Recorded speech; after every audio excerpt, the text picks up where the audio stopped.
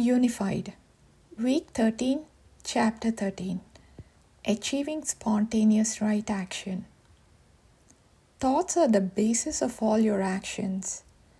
Before you act, there is a thought, however brief. Sometimes you give a great deal of thought before you act. You think of all the alternatives, weigh the options, and try to predict results. At other times you act even before the thought is recognized. Nevertheless, all thoughts lead to action or affects some aspect of your action in some way. This is the corollary of what this course has been emphasizing, that all thought leads to some experience. The key, therefore, to the most productive, fulfilling, and enjoyable activity is to have the correct thoughts. No one can argue with that. Everyone wants correct thoughts and everyone strives for correct action.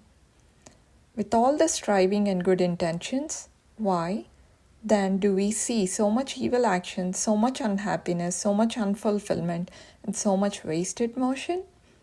By now you know the answer. It is simply because people are making up their own fantasies. They manufactured their own thoughts instead of allowing themselves to be in tune with that one great thought that created us. When you are in tune with God's thought, then all the thoughts that bubble into your head are correct. That is, they are thoughts that propel you into action that can only give the experience of happiness, abundance, success, joy, love, and God's other qualities. Only the qualities of God are experienced with God's thought. You don't always experience God's qualities when you make up your own thoughts, which you are very capable of doing. You imagine what isn't true, such as being poor or being sick or being wronged by someone or being unloved. These thoughts are simply not true, and no amount of your thinking can change that.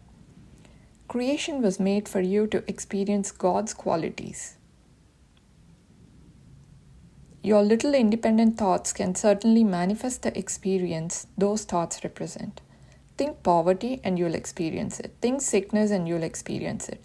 Think growing old to die and you'll experience it. Think you aren't loved and that's your experience. Think unhappiness and that's your experience. Think people are out to hurt you and that's your experience. It is your experience, but that doesn't mean it is the truth. It is only your experience.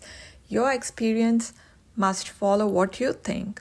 You're made in the image of God. He's a creator, and so you are then a creator. His creation began with this thought.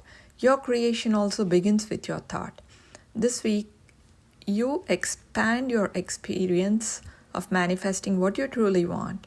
You begin to experience that you can spontaneously do the correct activity. It will seem that you won't even think before acting, but we know that can be true. What happens is that you think of action just before doing it. That way, the thought and the action appear as one. This is how it works when you're truly in tune with God's thought.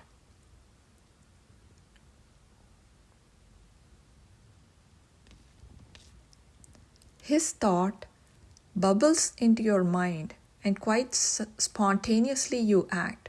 Pretty soon, life just flows easily. You don't have to conjure, weigh alternatives, debate options, and then blindly leap. You just act. When you use your own little thoughts, you do blindly leap. There is no way you can know enough facts in your head to work out the right action every time. Sometimes you might luck out, but never always. There are too many unknowns. However, remember that you have a quality of God described as all-knowing intelligence. That quality comes forth when you are in tune with His thought. Then you instantly compute the right course of action. In the same instant, you think the action and perform it quite automatically. Right action is that action which gives you the experience of God's qualities. Happiness, love, joy, bliss, abundance, non-judgment, unboundedness, all-knowing intelligence, peace, energy, gentleness, etc. It is this right action that leads you away from your imagination. It leads you away from fear, insecurity, and loneliness, and towards abundance and true contributions to society. It is action that is fulfilling and successful and satisfying. Look at the list of experiences you want to have that you wrote out several weeks ago. Compare that list once again with the list you made of thoughts that are holding you away from those experiences.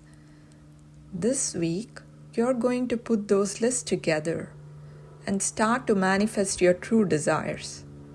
Today, write out a creating formula for guidance in achieving spontaneous correct action.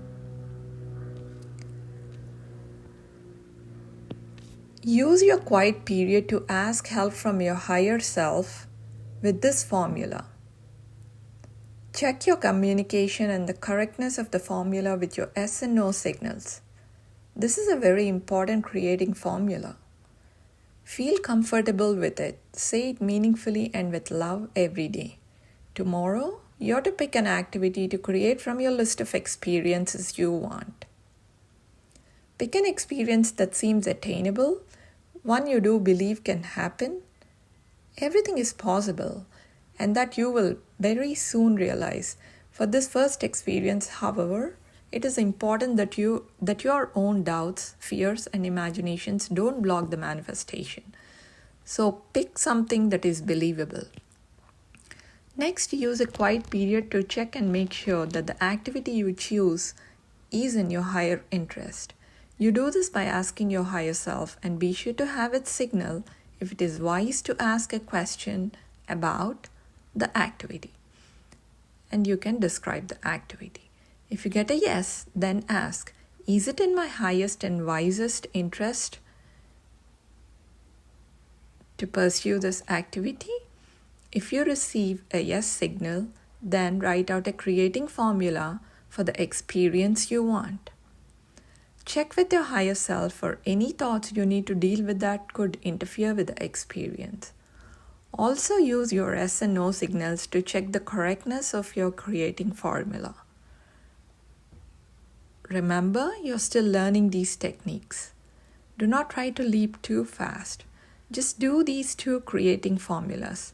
Feel comfortable and grounded in using them.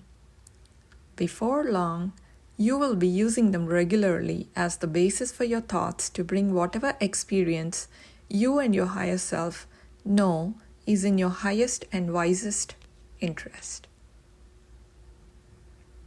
End of chapter 13.